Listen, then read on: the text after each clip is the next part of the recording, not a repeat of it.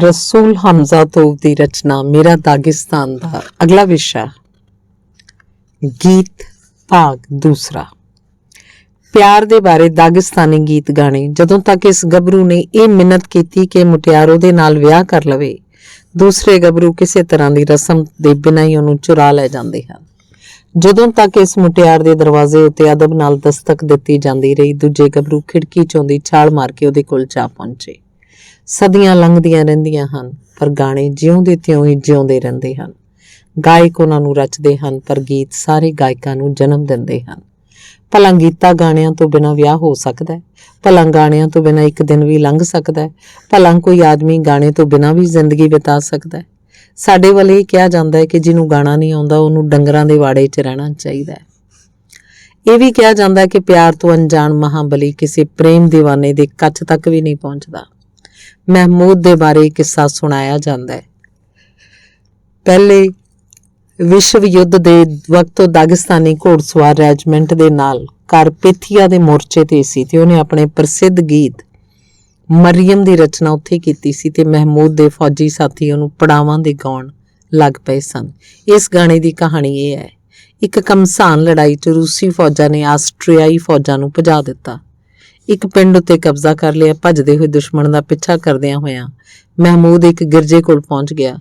एक डरिया सहमिया आस्ट्रियाई गिरजे के दरवाजे तो भज के बाहर आया, पर गुस्से नाल दहकदे एक पहाड़ी घोड़सवार नूं अपने सामने वेख के गिरजे च भज गया। इस घटना तो कुछ दिन पहला महमूद का भरा लड़ाई च मारिया गया सी। वो बदला लैण लई बेचैन सी। ज्यादा सोच विचार किते बिना उन्हें घोड़े तो छाल मारी। खंजर कढ़दियां ये इरादा बना लिया कि अंदर जाके फौरन इस आस्ट्रियाई की जान ले लेगा, पर भजदियां होइयां गिरजे च जान ते महमूद भुचक्का रह गया। उन्हें आस्ट्रियाई नूं गोडियां भार बैठिया होइयां ईसा दी मां मरियम दी मूर्ति दे सामने प्रार्थना करदियां वेख्या। दागिस्तान च तां गोडे टेक देण वाले उत्ते उंज भी हथ नहीं चुकिया जांदा। प्रभु ईसा दी मां मूर्ति दे सामने प्रार्थना करन वाले उत्ते हथ चुकण दा तां सवाल ही पैदा नहीं हुंदा सी। इस तो इलावा महमूद उस औरत की खूबसूरती नूं वेख के भी भुचक्का रह गया सी जिहदी आस्ट्रियाई पूजा कर रहा सी। महमूद ने अचानक यह वेख्या कि उहदे सामने उहदी प्रेमिका मोई है। उसे दी अखां च उसे दी पीड़ है, उसे दा चेहरा मोहरा, उसे दी पोशाक है। महमूद दे हथों खंजर डिग पिया। ये तो नहीं पता इस घटना के बारे आस्ट्रियाई ने बाद च की किया, पर गुस्से नाल उबलदा महमूद भी उहदे नेड़े ही गोडे टेक के साइयां दे ढंग नाल प्रार्थना करन लगा। अवले जे ढंग नाल मत्थे मोढियां ते छाती नाल अपनियां उंगलियां छुआण लगा। आस्ट्रियाई कदों उत्थों खिसक गया महमूद ने यह नहीं वेख्या। होश आवाज टिकाणे आउण ते उहने अपनी प्रसिद्ध कविता मरियम यानी मरिया दे बारे कविता की रचना की, पर सोचदा रहा मूई दे बारे। सिरजना की मूई दे संबंध पर सोचदा रहा मरिया दे संबंध। इस तो बाद तां महमूद प्रेम तो इलावा किसी दूजी चीज़ नूं इस दुनिया च मानता ही नहीं दिंदा सी। उहदी आत्मा दूजे गीतां नूं ग्रहण ही नहीं करदी सी। दागिस्तान दे कवियां च होर कोई भी अजिहा नहीं सी ਜਿਹੜਾ ਉਹਦੀਆਂ ਭਾਵਨਾਵਾਂ ਦੇ ਆਵੇਗ ਦੀ ਉੱਚਾਈ ਨੂੰ ਛੂ ਸਕਦਾ, ਉਹਦੇ ਗੀਤਾਂ ਦੀ ਗਹਿਰਾਈ ਤੱਕ ਜਾ ਸਕਦਾ। ਉਹਨੂੰ ਤਾਂ ਇਸ ਗੱਲ ਦੀ ਸੋਝੀ ਵੀ ਨਹੀਂ ਰਹੀ ਕਿ ਉਹ ਕਵਿਤਾ ਦੀ ਰਚਨਾ ਕਰ ਰਿਹਾ ਹੈ, ਕਿ ਕਵਿਤਾ 'ਚ ਗੱਲ ਕਰ ਰਿਹਾ ਹੈ, ਕਿ ਬੋਲ ਨਹੀਂ ਰਿਹਾ ਸਗੋਂ ਗਾ ਰਿਹਾ ਹੈ। ਜਾਣੋ ਕੋਈ ਹੋਰ ਹੀ ਉਹਦੀ ਥਾਂ ਬੋਲ ਤੇ ਗਾ ਰਿਹਾ ਹੋਵੇ। ਉਹ ਮੂਈ ਤੇ ਉਹਦੇ ਵੱਲ ਆਪਣੀਆਂ ਭਾਵਨਾਵਾਂ ਨੂੰ ਹੀ ਆਪਣੀਆਂ ਸਾਰੀਆਂ ਕਾਮਯਾਬੀਆਂ ਦਾ ਸਿਹਰਾ ਦਿੰਦਾ ਸੀ। ਜੇ ਉਹਦਾ ਕੋਈ ਦੋਸਤ ਉਹਦੇ ਨਾਲ ਮੂਈ ਦੇ ਗੱਲ ਨਹੀਂ ਕਰਦਾ ਸੀ ਤਾਂ ਉਹਦੀ ਗੱਲ ਹੀ ਸੁਣਨੀ ਬੰਦ ਕਰ ਦਿੰਦਾ ਸੀ। महमूद ਦੇ ਬਾਰੇ ਮੇਰੇ ਪਿਤਾ ਜੀ ਨੇ ਮੈਨੂੰ ਇਹ ਦੱਸਿਆ ਸੀ। महमूद ਦੇ ਕੋਲ ਬਹੁਤ ਸਾਰੇ ਲੋਕ ਆਉਣ ਲੱਗੇ, ਪਰ ਆਉਂਦੇ ਸਿਰਫ ਪ੍ਰੇਮ ਦੀਵਾਨੇ ਹੀ ਸਨ। ਉਹ महमूद ਦੇ ਸ਼ਬਦਾਂ ਦੀ ਸ਼ਕਤੀ ਨੂੰ ਸਮਝਦੇ ਸਨ ਤੇ ਉਹਨੂੰ ਆਪਣੇ ਲਈ ਕਵਿਤਾ ਦੀ ਰਚਨਾ ਕਰਨ ਦੀ ਗੁਜ਼ਾਰਿਸ਼ ਕਰਦੇ ਸਨ। ਇਹੋ ਜਿਹਾ ਪ੍ਰੇਮੀ ਵੀ ਆਉਂਦਾ ਜਿਹਨੂੰ ਪਹਿਲੀ ਵਾਰ ਕਿਸੇ ਕੁੜੀ ਨਾਲ ਪਿਆਰ ਹੋਇਆ ਹੁੰਦਾ ਸੀ ਤੇ ਉਹ ਇਹ ਨਹੀਂ ਸੀ ਜਾਣਦਾ ਕਿ ਉਸ ਨਾਲ ਇਸ ਗੱਲ ਦੀ ਚਰਚਾ ਕਿਵੇਂ ਕਰੇ। ਇਹੋ ਜਿਹਾ ਪ੍ਰੇਮੀ ਵੀ ਆਉਂਦਾ ਸੀ ਜਿਹਦੀ ਪ੍ਰੇਮਿਕਾ ਨੇ ਕਿਸੇ ਦੂਸਰੇ ਨਾਲ ਵਿਆਹ ਕਰ ਲਿਆ ਸੀ ਤੇ ਉਹ ਵਿਚਾਰਾ ਇਹ ਨਹੀਂ ਸੀ ਜਾਣਦਾ ਕਿ ਆਪਣੇ ਬਿਰਹਾ ਨਾਲ ਬੇਬਲ ਹਿਰਦੇ ਦਾ ਕੀ ਕਰੇ। ਇਹੋ ਜਿਹਾ ਵਿਅਕਤੀ ਵੀ ਆਉਂਦਾ ਸੀ ਜਿਹਨੂੰ ਕਿਸੇ ਵਿਧਵਾ ਨਾਲ ਪ੍ਰੇਮ ਹੋ ਗਿਆ ਹੁੰਦਾ ਸੀ ਤੇ ਜਿਹੜੀ ਆਪਣੇ ਮਰਹੂਮ ਪਤੀ ਲਈ ਵਫਾਦਾਰ ਬਣੀ ਰਹਿੰਦੀ ਸੀ ਤੇ ਪ੍ਰੇਮੀ ਨੂੰ ਇਹ ਨਹੀਂ ਪਤਾ ਸੀ ਕਿ ਉਸ ਵਿਧਵਾ ਦੇ ਦਿਲ ਨੂੰ ਮੋਮ ਕਿਵੇਂ ਕਰੇ। महमूद ਦੇ ਕੋਲ ਅਜਿਹੇ ਪ੍ਰੇਮੀ ਵੀ ਆਉਂਦੇ ਸੀ ਜਿਨ੍ਹਾਂ ਦੀਆਂ ਪ੍ਰੇਮਿਕਾਵਾਂ ਨੇ ਉਹਨਾਂ ਨਾਲ ਬੇਵਫਾਈ ਕੀਤੀ ਸੀ, ਅਜਿਹੇ ਵੀ ਆਉਂਦੇ ਸਨ ਜਿਨ੍ਹਾਂ ਦੇ ਦਿਲ ਪ੍ਰੇਮ ਦਾ ਜਵਾਬ ਪ੍ਰੇਮ ਨਾ ਮਿਲਣ ਦੇ ਕਾਰਨ ਤੜਫਦੇ ਸਨ। ਅਜਿਹੇ ਵੀ ਆਉਂਦੇ ਸਨ ਜਿਨ੍ਹਾਂ ਦਾ ਆਪਣੀਆਂ ਪ੍ਰੇਮਿਕਾਵਾਂ ਨਾਲ ਝਗੜਾ ਹੋ ਜਾਂਦਾ ਸੀ। ਅਜਿਹੇ ਵੀ ਆਉਂਦੇ ਸਨ ਜਿਹੜੇ ਵਿਛੜ ਜਾਂਦੇ ਸਨ। ਜਿੰਨੇ ਲੋਕ ਹਨ ਉਨੇ ਹੀ ਪ੍ਰੇਮ ਦੀਵਾਨੇ ਹਨ। ਜਿੰਨੇ ਪ੍ਰੇਮ ਦੀਵਾਨੇ ਹਨ ਉਹਨਾਂ ਦੇ ਪ੍ਰੇਮ ਦੇ ਰੂਪ ਵੀ ਉਨੇ ਹੀ ਭਿੰਨ ਹਨ। ਦੋ ਪ੍ਰੇਮੀ ਇੱਕੋ ਜਿਹੇ ਨਹੀਂ ਹੁੰਦੇ। ਮਹਿਮੂਦ ਹਰੇਕ ਵਿਸ਼ੇਸ਼ ਪ੍ਰੇਮ ਸਮੱਸਿਆ ਦੇ ਅਨੁਰੂਪ ਕਵਿਤਾ ਦੀ ਰਚਨਾ ਕਰਦਾ ਸੀ। ਜਿਨ੍ਹਾਂ ਪ੍ਰੇਮੀਆਂ ਦਾ ਆਪਸ 'ਚ ਝਗੜਾ ਹੋ ਜਾਂਦਾ ਸੀ ਉਹ ਫਿਰ ਮਿਲ ਜਾਂਦੇ ਸਨ। ਉਹਨਾਂ 'ਚ ਸੁਲ੍ਹਾ ਹੋ ਜਾਂਦੀ ਸੀ। ਕਠੋਰ ਤੇ ਦੁੱਖ 'ਚ ਡੁੱਬੀ ਵਿਧਵਾ ਦਾ ਦਿਲ ਮੋਮ ਹੋ ਜਾਂਦਾ ਸੀ। ਝਿਜਕਦੇ ਘਬਰਾਉਂਦੇ ਨੌਜਵਾਨ ਦੇ ਦਿਲ 'ਚ ਹੌਸਲਾ ਭਰ ਜਾਂਦਾ ਸੀ। ਬੇਵਫਾਈ ਕਰਨ ਵਾਲੇ ਸ਼ਰਮ ਨਾਲ ਪਾਣੀ ਹੋ ਜਾਂਦੇ ਸਨ।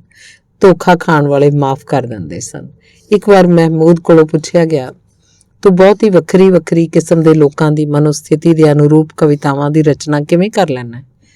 ਸਭ ਲੋਕਾਂ ਦੀ ਕਿਸਮਤ ਇੱਕ ਮਨੁੱਖ ਦੇ ਹਿਰਦੇ ਵਿੱਚ ਹੀ ਸਮਾ ਸਕਦੀ ਹੈ। ਭਲਾ ਮੈਂ ਉਹਨਾਂ ਦੇ ਬਾਰੇ ਕਵਿਤਾ ਦੀ ਰਚਨਾ ਕਰਨਾ? ਉਹਨਾਂ ਦੇ ਪਿਆਰ, ਉਹਨਾਂ ਦੀ ਵੇਦਨਾ ਦੇ ਬਾਰੇ ਨਹੀਂ, ਮੈਂ ਤਾਂ ਆਪਣੇ ਬਾਰੇ ਕਵਿਤਾ ਦੀ ਰਚਨਾ ਕਰਨਾ। ਲੱਕੜੀ ਦਾ ਕੋਲਾ ਬਣਾਉਣ ਵਾਲੇ ਇੱਕ ਗਰੀਬ ਆਦਮੀ ਦੇ ਪੁੱਤਰ ਯਾਨੀ ਮੈਨੂੰ ਚੜ੍ਹਦੀ ਜਵਾਨੀ ਦੇ ਦਿਨਾਂ 'ਚ ਹੀ ਬੇਤਲਾ ਪਿੰਡ ਦੀ ਰਹਿਣ ਵਾਲੀ ਮੂਈ ਨਾਲ ਪਿਆਰ ਹੋ ਗਿਆ ਸੀ। ਬਾਅਦ 'ਚ ਮੂਈ ਦਾ ਕਿਸੇ ਦੂਜੇ ਨਾਲ ਵਿਆਹ ਹੋ ਗਿਆ। ਮੇਰਾ ਦਿਲ ਖੂਨ ਦੇ ਹੰਝੂ ਰੋਇਆ। ਸਾਲ ਬੀਤੇ, ਮੂਈ ਦੇ ਪਤੀ ਦਾ ਦੇਹਾਂਤ ਹੋ ਗਿਆ। ਮੇਰੀ ਆਤਮਾ ਨੂੰ ਪਹਿਲਾਂ ਵਾਂਗ ਹੀ ਚੈਨ ਨਹੀਂ ਮਿਲਿਆ। ਨਹੀਂ, ਮੈਂ ਪ੍ਰੇਮ ਬਾਰੇ ਸਭ ਕੁਝ ਜਾਣਨਾ ਤੇ ਮੈਨੂੰ ਦੂਸਰਿਆਂ ਦੇ ਬਾਰੇ ਕਵਿਤਾ ਦੀ ਰਚਨਾ ਕਰਨ ਦੀ ਕੋਈ ਲੋੜ ਨਹੀਂ। ਕਹਿੰਦੇ ਨੇ ਕਿ ਮਹਿਮੂਦ ਕੋਲ ਰਣ ਖੇਤਰ 'ਚ ਹੀ ਰਹਿ ਜਾਣ ਵਾਲਿਆਂ ਜਾਂ ਸ਼ਹੀਦ ਹੋ ਜਾਣ ਵਾਲਿਆਂ ਦੇ ਬਾਰੇ ਵੀ ਕਵਿਤਾ ਦੀ ਰਚਨਾ ਕਰਨ ਦੀ ਗੁਜ਼ਾਰਿਸ਼ ਲੈ ਕੇ ਲੋਕ ਆਉਂਦੇ ਸਨ। ਪੁੱਤਰਾਂ ਦੀਆਂ ਮਾਵਾਂ, ਵੀਰਾਂ ਦੀਆਂ ਭੈਣਾਂ, ਪਤੀਆਂ ਦੀਆਂ ਪਤਨੀਆਂ ਤੇ ਵਰਾਂ ਦੀਆਂ ਮੰਗੇਤਰਾਂ ਇਹੋ ਜਿਹੀਆਂ ਬੇਨਤੀਆਂ ਲੈ ਕੇ ਆਉਂਦੀਆਂ ਸਨ। ਪਰ ਮਹਿਮੂਦ ਇੱਕ ਵੀ ਅਜਿਹੀ ਕਵਿਤਾ ਦੀ ਰਚਨਾ ਨਹੀਂ ਕਰ ਸਕਦਾ ਸੀ। ਉਹ ਉੱਤਰ ਦਿੰਦਾ, ਜੇ ਯੁੱਧ ਵਿੱਚ ਵੀ ਮੈਂ ਪ੍ਰੇਮ ਦੀਆਂ ਕਵਿਤਾਵਾਂ ਦੀ ਰਚਨਾ ਕੀਤੀ ਤਾਂ ਮੈਂ ਅਮਨ ਭਰੇ ਪਿੰਡ 'ਚ ਯੁੱਧ ਦੇ ਬਾਰੇ ਕਿਵੇਂ ਲਿਖ ਸਕਣਾ? ਪਰ ਪਹਾੜੀ ਲੋਕ ਇਸ ਸਿਲਸਿਲੇ 'ਚ ਇਹ ਵੀ ਕਹਿੰਦੇ ਹਨ, ਅਮਨ ਦੇ ਗੀਤ ਦੀ ਅਸਲੀ ਅਹਿਮੀਅਤ ਉਦੋਂ ਹੀ ਸਮਝ ਆਉਂਦੀ ਹੈ ਜਦੋਂ ਲੜਾਈ ਹੁੰਦੀ ਹੈ। ਉਹ ਇਹ ਵੀ ਕਹਿੰਦੇ ਸਨ, ਆਪਣੇ ਪ੍ਰੇਮ ਦੀ ਪ੍ਰੀਖਿਆ ਲੈਣੀ ਹੋਵੇ ਤਾਂ ਮੈਦਾਨੇ ਜੰਗ 'ਚ ਜਾਓ। ਖੰਜਰ ਦੋ ਧਾਰਾ ਹੁੰਦਾ, ਉਹਦੀ ਇੱਕ ਧਾਰ ਹੈ ਮਾਤ ਭੂਮੀ ਲਈ ਪਿਆਰ, ਦੂਸਰੀ ਦੁਸ਼ਮਣੀ ਲਈ ਨਫ਼ਰਤ। ਪੰਦੂਰੇ ਦੀਆਂ ਦੋ ਤਾਰਾਂ ਹੁੰਦੀਆਂ, ਇੱਕ ਤਾਰ ਨਫ਼ਰਤ ਦਾ ਗੀਤ ਗਾਉਂਦੀ ਹੈ, ਦੂਜੀ ਪਿਆਰ ਦਾ। ਸਾਡੇ ਪਹਾੜੀ ਲੋਕਾਂ ਦੇ ਬਾਰੇ ਕਿਹਾ ਜਾਂਦਾ ਕਿ ਜਦੋਂ ਇੱਕ ਹੱਥ ਨਾਲ ਪ੍ਰੇਮਿਕਾ ਨੂੰ ਜੱਫੀ ਪਾ ਕੇ ਲੰਮੇ ਪਏ ਹੁੰਦੇ ਹਨ, ਉਹਨਾਂ ਦਾ ਦੂਸਰਾ ਹੱਥ ਖੰਜਰ ਨੂੰ ਫੜ ਕੇ ਰੱਖਦਾ ਹੈ। ਇਹ ਬੇਵਜ੍ਹਾ ਨਹੀਂ ਕਿ ਸਾਡੇ ਬਹੁਤ ਸਾਰੇ ਗੀਤ ਤੇ ਪੁਰਾਣੀਆਂ ਕਥਾ ਕਹਾਣੀਆਂ ਖੰਜਰ ਦੇ ਵਾਰ ਨਾਲ ਖਤਮ ਹੁੰਦੀਆਂ ਹਨ, ਪਰ ਬਹੁਤ ਸਾਰੀਆਂ ਕਥਾ ਕਹਾਣੀਆਂ ਇਸ ਤਰ੍ਹਾਂ ਵੀ ਖਤਮ ਹੁੰਦੀਆਂ ਹਨ ਕਿ ਪਹਾੜੀ ਆਦਮੀ ਆਪਣੀ ਪ੍ਰੇਮਿਕਾ ਨੂੰ ਜ਼ੀਨ ਉੱਤੇ ਆਪਣੇ ਅੱਗੇ ਬਿਠਾਈ ਪਿੰਡ ਮੁੜਦਾ ਹੈ। ਪਹਾੜਾਂ 'ਚ ਜਦੋਂ ਪੁਰਾਣੀਆਂ ਕਬਰਾਂ ਨੂੰ ਪੁੱਟਿਆ ਜਾਂਦਾ ਤਾਂ ਉਹਨਾਂ 'ਚੋਂ ਖੰਜਰ ਤੇ ਤਲਵਾਰਾਂ ਮਿਲਦੀਆਂ ਹਨ। ਉੱਥੇ ਪੰਦੂਰਾ ਕਿਉਂ ਨਹੀਂ ਮਿਲਦਾ? ਪੰਦੂਰੇ ਜਿਉਂਦਿਆਂ ਲਈ ਰਹਿ ਜਾਂਦੇ ਨੇ ਤਾਂ ਕਿ ਉਹ ਜਿਉਣ ਵਾਲੇ ਸ਼ਹੀਦ ਸੂਰਮਿਆਂ ਦੇ ਬਾਰੇ ਗੀਤ ਗਾਉਣ। ਇਸ ਲਈ ਜਦੋਂ ਸਾਡੀ ਪ੍ਰਿਥਵੀ ਤੋਂ ਸਾਰੇ ਅਸਤਰ ਸ਼ਸਤਰ ਲੋਪ ਹੋ ਜਾਣਗੇ, ਇੱਕ ਵੀ ਖੰਜਰ ਬਾਕੀ ਨਹੀਂ ਰਹੇਗਾ, ਤਾਂ ਗੀਤ ਤਾਂ ਉਦੋਂ ਵੀ ਲੋਪ ਨਹੀਂ ਹੋਏਗਾ। ਮੇਰੇ ਪਿਤਾ ਜੀ ਕਹਿੰਦੇ ਹੁੰਦੇ ਸਨ ਕਿ ਸਧਾਰਨ ਮਹਿਮਾਨ ਤਾਂ ਤੁਹਾਡੇ ਘਰ ਦਾ ਮਹਿਮਾਨ ਹੁੰਦਾ ਹੈ, ਪਰ ਗਾਇਕ ਮਹਿਮਾਨ, ਸੰਗੀਤਕਾਰ ਮਹਿਮਾਨ, ਉਹ ਤਾਂ ਸਾਰੇ ਪਿੰਡ ਦਾ ਮਹਿਮਾਨ ਹੁੰਦਾ ਹੈ। ਸਾਰਾ ਪਿੰਡ ਉਹਦਾ ਸਵਾਗਤ ਕਰਦਾ ਹੈ ਤੇ ਉਹਨੂੰ ਵਿਦਾ ਕਰਦਾ ਹੈ। ਮਿਸਾਲ ਦੇ ਤੌਰ ਤੇ ਮਹਿਮੂਦ ਦਾ ਹਰ ਥਾਂ ਗਵਰਨਰ ਤੋਂ ਵੀ ਵੱਧ ਸਵਾਗਤ ਸਤਿਕਾਰ ਕੀਤਾ ਜਾਂਦਾ ਸੀ। ਸ਼ਾਇਦ ਇਸੇ ਲਈ ਗਵਰਨਰਾਂ ਨੂੰ ਸੁਤੰਤਰ ਕਵੀ, ਗਾਇਕ ਚੰਗੇ ਨਹੀਂ ਲੱਗਦੇ ਸਨ। ਪਿਤਾ ਜੀ ਨੇ ਇੱਕ ਕਿੱਸਾ ਸੁਣਾਇਆ ਕਿ ਕਿਵੇਂ ਦੋ ਮੁਸਾਫਿਰ ਦਾਗਿਸਤਾਨ 'ਚੋਂ ਲੰਘ ਰਹੇ ਸਨ।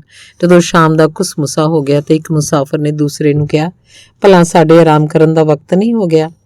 ਛੇਤੀ ਰਾਤ ਹੋ ਜਾਣੀ ਹੈ। ਮੈਂ ਵੇਖ ਰਿਹਾ ਵੀ ਤੂੰ ਥੱਕ ਗਿਆ ਤੇ ਡਰ ਵੀ ਰਿਹਾ। ਵੇਖੋ ਸਾਹਮਣੇ ਪਿੰਡ ਦਿਸਦਾ, ਆਪਾਂ ਉੱਧਰ ਹੀ ਚਲੇ ਜਾਂਦੇ ਹਾਂ। ਉੱਥੋਂ ਰਾਤ ਗੁਜ਼ਾਰਨ ਲਈ ਕੋਈ ਥਾਂ ਢੂੰਡ ਲੈਂਦੇ ਹਾਂ। ਮੈਂ ਤਾਂ ਸੱਚੀ ਥੱਕ ਗਿਆ, ਡਰ ਵੀ ਗਿਆ, ਸ਼ਾਇਦ ਮੈਂ ਤਾਂ ਬਿਮਾਰ ਹੀ ਹੋ ਗਿਆ, ਪਰ ਇਸ ਪਿੰਡ 'ਚ ਮੈਂ ਨਹੀਂ ਠਹਿਰਨਾ। ਕਿਉਂ? ਕਿਉਂਕਿ ਇਹ ਪਿੰਡ ਉਦਾਸੀ ਭਰਿਆ ਹੈ। ਇੱਥੇ ਅੱਜ ਤੱਕ ਕਿਸੇ ਨੇ ਕਿਸੇ ਨੂੰ ਗਾਉਂਦਿਆਂ ਨਹੀਂ ਸੁਣਿਆ। ਬਹੁਤ ਮੁਮਕਿਨ ਹੈ ਕਿ ਮੁਸਾਫਰਾਂ ਦੇ ਰਾਹ 'ਚ ਇਹੋ ਜਿਹਾ ਪਿੰਡ ਆ ਗਿਆ ਹੋਵੇ, ਪਰ ਪੂਰੇ ਦਾਗਿਸਤਾਨ ਦੇ ਬਾਰੇ ਤਾਂ ਕੋਈ ਵੀ ਇਹ ਨਹੀਂ ਕਹਿ ਸਕਦਾ ਕਿ ਇਹ ਅਜਿਹਾ ਦੇਸ਼ ਹੈ ਜਿੱਥੇ ਗਾਣੇ ਸੁਣਾਈ ਨਹੀਂ ਦਿੰਦੇ, ਇਸ ਲਈ ਇਹਦੇ ਤੋਂ ਬਚ ਕੇ ਨਿਕਲ ਜਾਣ। ਬੈਸਤੂਜੇਵ ਮਾਰਲਿੰਸਕੀ ਨੇ ਆਪਣੀ ਪੁਸਤਕ ਵਿੱਚ ਦਾਗਿਸਤਾਨੀ ਗੀਤਾਂ ਨੂੰ ਥਾਂ ਦਿੱਤੀ ਹੈ ਤੇ ਬੇਲਿੰਸਕੀ ਨੇ ਇਹਨਾਂ ਦੇ ਬਾਰੇ ਕਿਹਾ ਸੀ ਕਿ ਉਹ ਖੁਦ ਪੁਸਤਕ ਨਾਲੋਂ ਜ਼ਿਆਦਾ ਕੀਮਤੀ ਹਨ। ਉਹਨਾਂ ਨੇ ਕਿਹਾ ਸੀ ਕਿ ਪੁਸ਼ਕਿਨ ਨੂੰ ਉਹਨਾਂ ਨੂੰ ਆਪਣਾ ਕਹਿੰਦਿਆਂ ਹੋਇਆਂ ਸ਼ਰਮ ਮਹਿਸੂਸ ਨਾ ਹੁੰਦੀ। ਨਵ ਉਮਰ ਨੌਜਵਾਨ ਲੇਰਮੋਂਤੋਵ ਵੀ ਤੇ ਮੀਰ ਖਾਨ ਸ਼ੂਰਾ ਵਿੱਚ ਪਹਾੜੀ ਗੀਤਾਂ ਗਾਣਿਆਂ ਨੂੰ ਸੁਣਦੇ ਰਹੇ ਹਨ। ਬੇਸ਼ੱਕ ਉਹ ਸਾਡੀ ਭਾਸ਼ਾ ਨਹੀਂ ਸਮਝਦੇ ਸਨ, ਫਿਰ ਵੀ ਉਹਨਾਂ ਨਾਲ ਆਨੰਦ ਮਗਨ ਹੋ ਜਾਂਦੇ ਸਨ। ਪ੍ਰੋਫੈਸਰ ਉਸਲਾਰ ਨੇ ਕਿਹਾ ਸੀ ਕਿ ਗਰੀਬ ਪਿੰਡ ਦੀਆਂ ਧੁਨਾਂ ਮਾਨਵ ਜਾਤੀ ਲਈ ਅਦਭੁਤ ਉਪਹਾਰ ਹਨ। ਕਿਹਨੇ ਸਾਨੂੰ ਇਹ ਧੁਨਾਂ ਤੇ ਗੀਤ ਗਾਣੇ ਦਿੱਤੇ? ਪਹਾੜੀ ਲੋਕਾਂ 'ਚ ਕਿਹਨੇ ਇਹੋ ਜਿਹੀਆਂ ਭਾਵਨਾਵਾਂ ਪੈਦਾ ਕੀਤੀਆਂ? ਉਕਾਬਾਂ ਤੇ ਘੋੜਿਆਂ ਨੇ, ਤਲਵਾਰਾਂ ਤੇ ਘਾਹ ਨੇ, ਭੰਗੂੜੇ ਤੇ ਚਾਰ ਕੋਇਸੂ ਨਦੀਆਂ ਨੇ, ਕਾਸਪੀ ਸਾਗਰ ਦੀਆਂ ਲਹਿਰਾਂ ਤੇ ਮਹਿਮੂਦ ਦੀ ਪ੍ਰੇਮਿਕਾ ਮਰੀਅਮ ਨੇ, ਦਾਗਿਸਤਾਨ ਦੇ ਪੂਰੇ ਇਤਿਹਾਸ ਤੇ ਉਸ ਵਿੱਚ ਮੌਜੂਦ ਸਾਰੀਆਂ ਭਾਸ਼ਾਵਾਂ ਨੇ, ਪੂਰੇ ਦਾਗਿਸਤਾਨ ਨੇ। ਅਬੂ ਤਾਲਿਬ ਤੋਂ ਇੱਕ ਵਾਰੀ ਪੁੱਛਿਆ ਗਿਆ, ਦਾਗਿਸਤਾਨ 'ਚ ਕਿੰਨੇ ਕਵੀ ਨੇ? ਕੋਈ 30-40 ਲੱਖ ਹੋਣਗੇ। ਇਹ ਕਿਵੇਂ? ਸਾਡੀ ਤਾਂ ਕੁੱਲ ਆਬਾਦੀ 2 ਲੱਖ ਹੈ। ਹਰ ਆਦਮੀ ਦੀ ਆਤਮਾ 'ਚ 3-4 ਗੀਤ ਗਾਣੇ ਹੁੰਦੇ ਨੇ। ਹਾਂ, ਇਹ ਸਹੀ ਹੈ ਵੀ ਨਾ ਤਾਂ ਸਾਰੇ ਹੀ ਤੇ ਨਾ ਹਮੇਸ਼ਾ ਹੀ ਲੋਕ ਉਹਨਾਂ ਨੂੰ ਗਾਉਂਦੇ ਨੇ। ਸਾਰਿਆਂ ਨੂੰ ਇਹ ਪਤਾ ਵੀ ਨਹੀਂ ਹੁੰਦਾ। ਫਿਰ ਵੀ ਸਭ ਤੋਂ ਵਧੀਆ ਗਾਇਕ ਕਵੀ ਕੌਣ ਨੇ? ਹਮੇਸ਼ਾ ਹੀ ਚੰਗੇ ਤੋਂ ਚੰਗਾ ਗਾਇਕ ਕਵੀ ਮਿਲ ਜਾਏਗਾ, ਪਰ ਇੱਕ ਦਾ ਜ਼ਿਕਰ ਮੈਂ ਕਰ ਸਕਣਾ। ਕੌਣ ਹੈ ਉਹ? ਦਾਗਿਸਤਾਨੀ ਮਾਂ। ਕੁੱਲ ਮਿਲਾ ਕੇ ਪਹਾੜੀ ਲੋਕਾਂ 'ਚ 3 ਗਾਣੇ ਮੰਨੇ ਜਾਂਦੇ ਨੇ। ਕਿਹੜੇ? ਪਹਿਲਾ ਗਾਣਾ ਤਾਂ ਪਹਾੜਨ ਮਾਂ ਉਦੋਂ ਗਾਉਂਦੀ ਹੈ ਜਦੋਂ ਉਹਦੇ ਪੁੱਤਰ ਹੁੰਦੇ ਨੇ ਤੇ ਉਹਦੇ ਭੰਗੂੜੇ ਕੋਲ ਬਹਿੰਦੀ ਹੈ। ਦੂਸਰਾ ਗਾਣਾ ਪਹਾੜਨ ਮਾਂ ਉਦੋਂ ਗਾਉਂਦੀ ਹੈ ਜਦੋਂ ਪੁੱਤਰ ਤੋਂ ਵਾਂਝੀ ਹੋ ਜਾਂਦੀ ਹੈ। ਤੀਸਰਾ ਗਾਣਾ ਬਾਕੀ ਸਭ ਗਾਣੇ ਨੇ। ਹਾਂ, ਮਾਂ ਉਹੀ ਖਿੜਨ ਮੁਰਝਾਉਣ, ਜੰਮਣ ਮਰਨ, ਇਸ ਦੁਨੀਆ 'ਚ ਆਉਣ ਤੇ ਇੱਥੋਂ ਜਾਣ ਵਾਲਿਆਂ ਦੀ ਸੱਚੀ ਤੇ ਲਗਾ ਰੱਖਣ ਵਾਲੀ ਗਵਾਹ ਹੁੰਦੀ ਹੈ। ਮਾਂ ਜਿਹੜਾ ਭੰਗੂੜਾ ਝੁਟਾਉਂਦੀ ਹੈ, ਬੱਚੇ ਨੂੰ ਗੋਦੀ 'ਚ ਲਈ ਰੱਖਦੀ ਹੈ ਤੇ ਜਿਹੜੀ ਹਮੇਸ਼ਾ ਲਈ ਛੱਡ ਕੇ ਜਾਣ ਵਾਲੇ ਪੁੱਤਰ ਨੂੰ ਗਲ ਲਾਉਂਦੀ ਹੈ। ਇਹੀ ਹੈ ਸੋਝ, ਸੱਚ ਤੇ ਗੌਰਵ। ਭਲੇ ਬੁਰੇ ਲੋਕ ਹੁੰਦੇ ਹਨ, ਇੱਥੋਂ ਤੱਕ ਕਿ ਭਲੇ ਬੁਰੇ ਗੀਤ ਗਾਣੇ ਵੀ ਹੁੰਦੇ ਹਨ, ਪਰ ਮਾਂ ਤਾਂ ਹਮੇਸ਼ਾ ਅਦਭੁਤ ਹੁੰਦੀ ਹੈ। ਮਾਂ ਦਾ ਗਾਣਾ ਵੀ ਅਦਭੁਤ ਹੁੰਦਾ ਹੈ। ਮੇਰੇ ਭੰਗੂੜੇ ਉੱਤੇ ਜਿਹੜੇ ਗਾਣੇ ਗਾਏ ਗਏ, ਜ਼ਾਹਿਰ ਹੈ ਮੈਨੂੰ ਉਹ ਯਾਦ ਨਹੀਂ, ਪਰ ਬਾਅਦ 'ਚ ਮੈਂ ਵੱਖ-ਵੱਖ ਪਿੰਡਾਂ 'ਚ ਬਹੁਤ ਸਾਰੇ ਚੰਗੇ ਗਾਣੇ, ਚੰਗੀਆਂ ਲੋਰੀਆਂ ਸੁਣੀਆਂ। ਉਦਾਹਰਨ ਲਈ ਉਹਨਾਂ 'ਚੋਂ ਇੱਕ ਪੇਸ਼ ਹੈ। ਮੇਰੇ ਲਾਲ ਤੂੰ ਵੱਡਾ ਹੋ ਕੇ ਸ਼ਕਤੀਵਾਨ ਹੋ ਜਾਏਗਾ, ਖੂਨੀ ਬਘਿਆੜਾਂ ਦੇ ਦੰਦੋਂ ਕੱਢ ਕੇ ਮਾਸ ਲਿਆਏਗਾ। ਹੋਵੇਂਗਾ ਜਦ ਲਾਲ ਤੂੰ ਵੱਡਾ, ਫੁਰਤੀ ਐਸੀ ਆਏਗੀ, ਚੀਤੇ ਦੇ ਪੰਜਿਆਂ 'ਚੋਂ ਪੰਛੀ ਕੱਢ ਲਿਆਏਗਾ। ਹੋਵੇਂਗਾ ਜਦ ਲਾਲ ਤੂੰ ਵੱਡਾ, ਫਣ ਤੈਨੂੰ ਸਭ ਆਵਣਗੇ, ਵੱਡਿਆਂ ਦੀ ਗੱਲ ਮੰਨੇਗਾ ਤੂੰ, ਮੀਤ ਬਹੁਤ ਬਣ ਜਾਵਣਗੇ। ਹੋਵੇਂਗਾ ਜਦ ਲਾਲ ਤੂੰ ਵੱਡਾ, ਸਮਝਦਾਰ ਬਣ ਜਾਏਗਾ, ਤੰਗ ਭੰਗੂੜਾ ਹੋ ਜਾਵਣ ਤੇ ਲਾ ਕੇ ਖੰਭ ਉੱਡ ਜਾਏਗਾ। ਮੈਂ ਹੀ ਜਨਮੇ ਦਿੱਤਾ ਤੈਨੂੰ, ਮੇਰੇ ਪੁੱਤਰ ਰਹੇਗਾ ਤੂੰ, ਜਿਹਦਾ ਬਣੇਗਾ ਤੂੰ ਜਵਾਈ, ਉਹਨੂੰ ਸੱਸ ਕਹੇਗਾ ਤੂੰ। ਜਦੋਂ ਜਵਾਨ ਹੋਏਗਾ ਪੁੱਤਰਾ, ਸੋਹਣੀ ਵਹੁਟੀ ਲਿਆਵੇਂਗਾ, ਪਿਆਰੇ ਦੇਸ਼ ਵਤਨ ਦੀ ਖਾਤਰ ਮਧੁਰ ਤਰਾਨੇ ਗਾਵੇਂਗਾ। ਕਿੰਨਾ ਵਿਸ਼ਵਾਸ ਹੈ ਇਸ ਲੋਰੀ 'ਚ।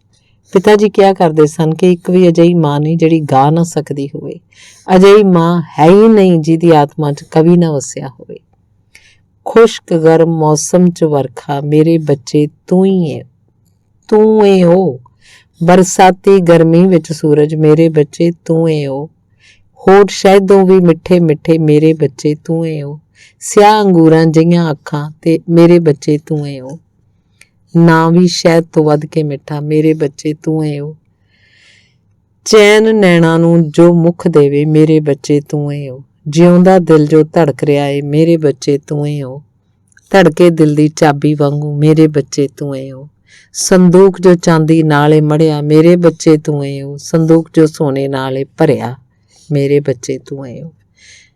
ਅਜੇ ਨਿਰਾ ਧਾਗੇ ਦਾ ਗੋਲਾ, ਇੱਕ ਦਿਨ ਗੋਲੀ ਬਣ ਜਾਵੇਂਗਾ, ਤੋੜੇਂਗਾ ਤੂੰ ਪਰਬਤ ਪੱਥਰ, ਭਾਰੀ ਥੋੜਾ ਬਣ ਜਾਏਗਾ। ਤੀਰ ਬਣੇਗਾ ਇੱਕ ਦਿਨ ਐਸਾ, ਐਨ ਨਿਸ਼ਾਨੇ ਜਾਵੇਂਗਾ, ਨਾਚ ਹੋਏਗਾ ਤੇਰਾ ਦਿਲਕਸ਼, ਮਧੁਰ ਤਰਾਨੇ ਗਾਏਗਾ। ਆਪਣੇ ਹਰ ਇੱਕ ਕਹਾਣੀ ਨਾਲੋਂ ਦੌੜਾਂ ਤੇਜ਼ ਲਗਾਵੇਂਗਾ, ਘੁੜ ਦੌੜਾਂ ਵਿੱਚ ਹਰ ਇੱਕ ਤਾਈਂ ਪਿੱਛੇ ਛੱਡ ਤੂੰ ਜਾਏਗਾ। ਵਾਦੀ ਵਿੱਚੋਂ ਤੇਜ਼ ਦੌੜਾਂ ਦਾ ਘੋੜਾ ਤੂੰ ਲੈ ਜਾਏਗਾ, ਬਣ ਕੇ ਬੱਦਲ ਅੰਬਰ ਪਹੁੰਚੇ ਐਸੀ ਧੂੜ ਉਡਾਏਗਾ। ਮੇਰੇ ਪਿਤਾ ਜੀ ਕਿਹਾ ਕਰਦੇ ਸਨ ਕਿ ਜਿਹਨੇ ਮਾਂ ਦੀ ਲੋਰੀ ਨਹੀਂ ਸੁਣੀ, ਉਹ ਬੱਚਾ ਤਾਂ ਜਾਣੋ ਅਨਾਥ ਦੇ ਰੂਪ 'ਚ ਹੀ ਵੱਡਾ ਹੋਇਆ। ਪਰ ਜਿਹੜੇ ਭੰਗੂੜੇ ਉੱਤੇ ਸਾਡੇ ਦਾਗਿਸਤਾਨੀ ਗਾਣੇ ਗਾਏ ਗਏ ਹਨ, ਉਹ ਤਾਂ ਮਾਂ ਪਿਓ ਦੇ ਬਿਨਾਂ ਵੱਡਾ ਹੋਣ ਤੇ ਵੀ ਅਨਾਥ ਨਹੀਂ। ਪਰ ਜੇ ਉਹਦੀ ਨਾ ਤਾਂ ਮਾਂ ਹੈ ਨਾ ਪਿਓ, ਤੇ ਗਾਣੇ ਕਿਹਨੇ ਗਾਏ? ਖੁਦ ਦਾਗਿਸਤਾਨ ਨੇ, ਉੱਚੇ ਉੱਚੇ ਪਰਬਤਾਂ ਨੇ ਗਾਏ ਨੇ ਇਹ ਗਾਣੇ। ਉੱਚੇ ਪਰਬਤਾਂ ਤੋਂ ਵਹਿਣ ਵਾਲੀਆਂ ਨਦੀਆਂ ਨੇ, ਨਾਲਿਆਂ ਨੇ, ਪਹਾੜਾਂ 'ਚ ਰਹਿਣ ਵਾਲੇ ਲੋਕਾਂ ਨੇ ਗਾਏ ਨੇ। ਸੋਨ ਸੁਨਹਿਰੇ ਧਾਗੇ ਦੇ ਗੋਲੇ ਜੇ ਧੀ ਮੇਰੀ ਏ, ਚਾਂਦੀ ਵੰਨੇ ਚਮਚਮ ਕਰਦੇ ਫੀਤੇ ਜਈ ਧੀ ਮੇਰੀ ਏ। ਉੱਚੇ ਪਰਬਤ ਉੱਤੇ ਜੋ ਚਮਕੇ ਉਸ ਚੰਨ ਜਈ ਧੀ ਮੇਰੀ ਏ। ਪਰਬਤ ਉੱਤੇ ਜੋ ਕੁੱਦੇ ਟੱਪੇ ਉਸ ਬੱਕਰੀ ਜਿਹੀ ਧੀ ਮੇਰੀ ਏ। ਕਾਇਰ ਬੁਜ਼ਦਿਲ ਜਾ ਦੂਰ ਹੋ ਜਾ, ਮਿਲੇ ਨਾ ਕਿਸੇ ਵੀ ਕਾਇਰ ਤਾਈਂ ਇਹ ਮੇਰੀ ਧੀ। ਝਿੰਪੂ ਬੂਹੇ ਨਾ ਆਈ ਸਾਡੇ, ਮਿਲੇ ਨਾ ਕਿਸੇ ਵੀ ਝਿੰਪੂ ਤਾਈਂ ਇਹ ਮੇਰੀ ਧੀ। ਇੱਜੜ 3 ਭੇਡਾਂ ਦੇ ਭੇਜੇ ਨਾ ਧੀ ਦੇ ਪਰਵੱਟੇ ਦਾ ਵੀ ਵਾਲਦਿਆਂ। ਥੈਲੀਆਂ 3 ਸੋਨੇ ਦੀਆਂ ਭੇਜੇ ਨਾ ਧੀ ਦੀ ਗੱਲ ਨੂੰ ਛੋਹਣਦਿਆਂ। ਥੈਲੀਆਂ 3 ਦੇ ਬਦਲੇ ਵਿੱਚ ਵੀ ਨਾ ਧੀ ਦੀ ਗੱਲ ਦਾ ਜਲਾਲ ਦਿਆਂ। ਕਾਲੇ ਕਾਂ ਨੂੰ ਧੀ ਨਾ ਦੇਵਾਂ ਮੋਰ ਦਿਆਲੂ ਨੂੰ। ਤੂੰ ਏ ਧੀਏ ਤਿਤਲੀ ਮੇਰੀ, ਤੰਨੀ ਮੁੰਨੀ ਸਾਰਸ ਮੇਰੀ। ਤੇ ਦੂਸਰੀ ਮਾਂ ਦੂਸਰੇ ਢੰਗ ਨਾਲ ਗਾਉਂਦੀ ਏ, ਮਾਰ ਕੇ ਡੰਡਾ ਚੀਤਾ ਸੁੱਟੇ ਧੀ ਉਸੇ ਨੂੰ ਦੇ ਦੇਵਾਂ, ਮਾਰ ਕੇ ਮੁੱਕਾ ਪੱਥਰ ਭੰਨੇ ਧੀ ਉਸੇ ਨੂੰ ਦੇ ਦੇਵਾਂ। ਮਾਰ ਕੋਰੜੇ ਗੜਾਂ ਨੂੰ ਜਿੱਤੇ ਧੀ ਉਸੇ ਨੂੰ ਦੇ ਦੇਵਾਂ, ਵਾਂਗ ਪਨੀਰ ਜੋ ਚਾਨੂ ਚੀਰੇ ਧੀ ਉਸੇ ਨੂੰ ਦੇ ਦੇਵਾਂ। ਰੋਕੇ ਨਦੀ ਦੇ ਵਹਿਣਾਂ ਨੂੰ ਜੋ ਧੀ ਉਸੇ ਨੂੰ ਦੇ ਦੇਵਾਂ, ਤਾਰੇ ਫੁੱਲਾਂ ਵਾਂਗੂ ਤੋੜੇ ਧੀ ਉਸੇ ਨੂੰ ਦੇ ਦੇਵਾਂ। ਬੰਨੇ ਖੰਭ ਪਾਉਣ ਦੇ ਜਿਹੜੇ ਧੀ ਉਸੇ ਨੂੰ ਦੇ ਦੇਵਾਂ। ਲਾਲ ਸੇਬ ਜੀਆਂ ਗੱਲਾਂ ਵਾਲੀ ਤੂੰ ਏ ਮੇਰੀ ਪਿਆਰੀ ਧੀ। ਜਾਂ ਫਿਰ ਖਾਹਸ਼ ਨੂੰ ਜ਼ਰੂਰ ਜ਼ਾਹਰ ਕਰਨ ਵਾਲਾ ਇਹ ਗੀਤ, ਜਦੋਂ ਕਿਤੇ ਵੀ ਖਿੜਦੀ ਏ ਕੋਈ ਕਲੀ, ਪਹਿਲੋਂ ਉਸ ਤੋਂ ਖਿੜ ਜਾਂਦੀ ਏ ਮੇਰੀ ਧੀ। ਨਦੀਆਂ ਜਦ ਤੱਕ ਉਛਲਣ ਭਰ ਪਾਣੀਆਂ, ਆਪਣੀ ਧੀ ਲਈ ਗੁੰਦਾ ਸੁੰਦਰ ਵੇਣੀਆਂ। ਪੰਘੂੜੇ ਉੱਤੇ ਗਾਇਆ ਜਾਣ ਵਾਲਾ ਇਹ ਕਾਮਨਾ ਗੀਤ, ਇਸ ਤੋਂ ਪਹਿਲੋਂ ਕਿ ਸਰਗੀ ਵੇਲੇ ਪੰਛੀ ਗੀਤ ਸੁਣਾਏ, ਖੇਤਾਂ ਬੰਨੇ ਮੇਰੀ ਧੀ ਦਾ ਕੋਈ ਮਨ ਪਰਚਾਏ। ਇਸ ਤੋਂ ਪਹਿਲੇ ਕਿ ਦੂਰ ਦੁਰਾਡੇ ਕੋਈ ਕੋਇਲ ਕੁੱਕੇ ਜੰਗਲੀ, ਖੇਡੇ ਕੁੱਦੇ ਵਿੱਚ ਚਰਾਂਦਾ ਮੌਜ ਕਰੇ ਉਹ ਮਨ ਦੀ। ਜਦ ਤੱਕ ਨਾਲ ਦੀਆਂ ਮੁਟਿਆਰਾਂ ਨਿਕਲਣਗੀਆਂ ਸੱਜ ਕੇ, ਮੇਰੀ ਧੀ ਤਾਂ ਲੈ ਆਵੇਗੀ ਚਸ਼ਮੇ ਤੋਂ ਪਾਣੀ ਭਰ ਕੇ। ਜੇ ਲੋਰੀਆਂ ਨਾ ਹੁੰਦੀਆਂ ਤਾਂ ਦੁਨੀਆ 'ਚ ਸ਼ਾਇਦ ਦੂਸਰੇ ਗੀਤ ਵੀ ਨਾ ਹੁੰਦੇ। ਲੋਕਾਂ ਦੀ ਜ਼ਿੰਦਗੀ 'ਚ ਰੰਗੀਨੀ ਨਾ ਹੁੰਦੀ, ਸੂਰਮਤਾਈ ਭਰੇ ਕਾਰਨਾਮੇ ਘੱਟ ਹੁੰਦੇ, ਜੀਵਨ 'ਚ ਕਵਿਤਾ ਘੱਟ ਹੁੰਦੀ। ਮਾਵਾਂ ਉਹੀ ਪਹਿਲੀਆਂ ਕਵਿਤਰੀਆਂ ਹੁੰਦੀਆਂ ਹਨ, ਉਹੀ ਆਪਣੇ ਧੀਆਂ ਪੁੱਤਰਾਂ ਦੀ ਆਤਮਾ 'ਚ ਕਵਿਤਾ ਦੇ ਬੀਜ ਬੀਜਦੀਆਂ ਹਨ, ਜਿਹੜੇ ਬਾਅਦ ਵਿੱਚ ਅੰਕੁਰ ਬਣ ਕੇ ਫੁੱਟਦੇ ਹਨ, ਫੁੱਲਾਂ ਦੇ ਰੂਪ 'ਚ ਖਿੜਦੇ ਹਨ। ਮਰਦ ਆਪਣੇ ਜੀਵਨ ਦੇ ਸਭ ਤੋਂ ਔਖੇ, ਬੋਝਲ ਤੇ ਭਿਆਨਕ ਦਿਨਾਂ 'ਚ ਇਹਨਾਂ ਲੋਰੀਆਂ ਨੂੰ ਯਾਦ ਕਰਦੇ ਹਨ। ਇੱਕ ਡਰਪੋਕ ਫੌਜੀ ਨੂੰ ਹਾਜੀ ਮੁਰਾਦ ਨੇ ਕਿਹਾ ਸੀ, ਸ਼ਾਇਦ ਤੇਰੇ ਪੰਘੂੜੇ ਉੱਤੇ ਤੇਰੀ ਮਾਂ ਨੇ ਲੋਰੀ ਨਹੀਂ ਗਾਈ ਸੀ।